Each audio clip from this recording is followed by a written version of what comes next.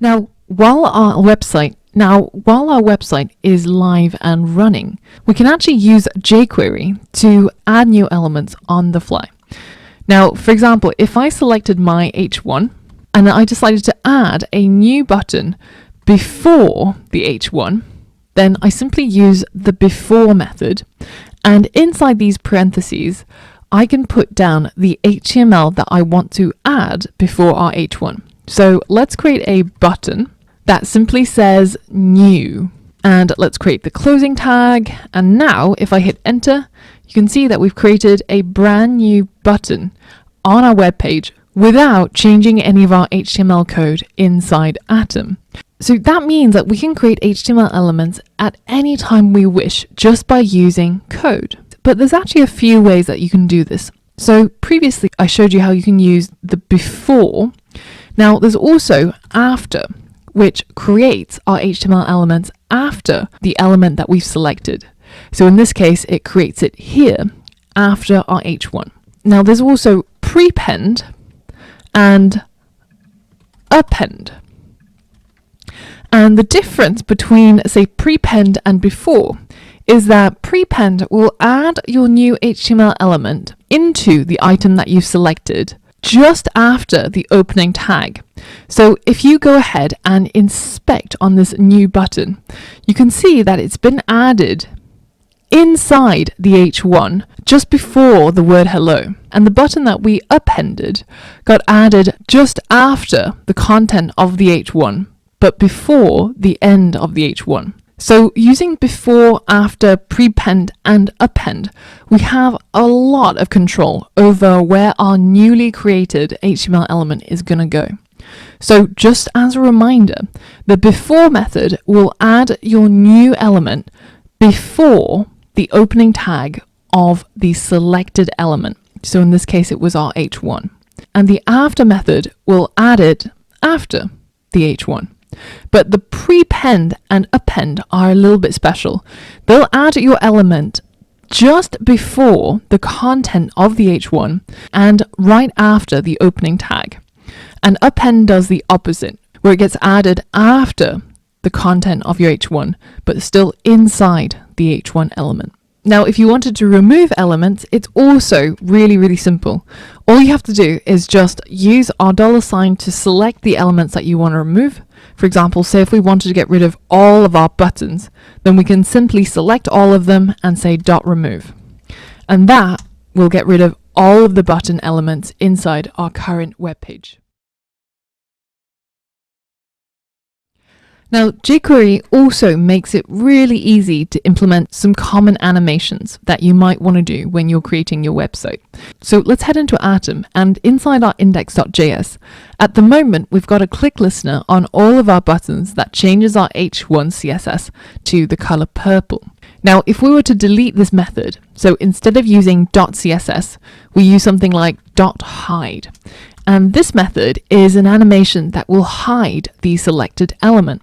So when we click any button in our web page, it should try and hide the H1. So let's see what that looks like. Let's refresh the page, and you can see that our H1 disappears when I click on any of the buttons. Now, if we wanted to show that H1 instead, we would have to select our H1 and say .show, and that will make it reappear. Now, if instead of only making our H1 hide and disappear forever, we wanted to toggle the hide and show, then we can simply say toggle. So now, when I click on any button, it'll hide my H1, and then when I click on any other button, it will show my H1, and I can toggle its appearance by clicking on my buttons. Now, hiding is a very sudden kind of event. It disappears and the element gets removed from the flow of our HTML, so everything else moves up. And this is a very sudden sort of disappearance and appearance. Now, if we wanted that to be a little bit more progressive, then we can use something called fade out instead. And you can see that when I click now, it'll reduce the opacity of my selected element, and then it will hide it. And of course, fade out has its related opposite, which is fade in, and that will make our H1 appear and also fade into full opacity. Now, all of these methods come with a toggle option. So fade toggle will allow our buttons to fade out, then fade in, then fade out. I can do this all day long. All right, so in addition to fading and hiding, you can also use slide up and slide down. And what this does is it kind of just collapses our element that was selected. And slide down will just uncollapse that element. And again, slide up comes with slide toggle. So this will just slide up, slide down, slide up, slide down. And this can be really useful if you have something like a drop-down menu, for example. Now, if you wanted more fine-grained control over your animations, then instead of using these pre-built ones, you can use something called .animate. And this allows you to define some custom CSS that you want to gradually animate towards. So inside the parentheses, we can insert a set of curly braces. And inside the curly braces, we're going to add our new CSS rule that we're going to animate to. So for example, I can change the opacity of my selected element to only 0.5, so 50% of its previous value. So now if we hit save and refresh and I click on one of these buttons, you can see that my element just got a lot more transparent. And it might be a little bit easier if I change the color to something a bit more easy to see, like say purple. You can see that clearly makes the opacity much, much lower. Now, the thing to remember about the animate method is that in between the curly braces, you can only add the CSS rules that have a numeric value. So that means that you can't animate to something like a color, right? You can't change the color to red. And when I run this, you can see that we get an error. Red is not defined. And this is because it's very difficult to create that kind of tween animation that gradually progresses from one style to another using the animate method. So you have to stick to things that have a numeric value. For example, a margin of 20 pixels, that it can do. Or if you wanted to make it a percentage, then you can include it as a string. So 20% margin, which makes it much bigger. But essentially, make sure that this second value in the CSS that you're trying to animate to is a number value. Now, if you wanted to have more than one of these animations happening, then you can chain them together. So what do I mean by chaining? So for example, if we wanted our H1 to slide up, but then after it's slid up, I then want it to slide down. And after it's slid down, I want to change the CSS to have an opacity of 0.5, so 50%. So essentially what we've done here is chained three methods together so that we target our H1 and first get it to slide up, then slide down, then animate. Now remember that if this is all targeting the same thing, it can't slide up and slide down at the same time. So it will do it in order. So let's check it out.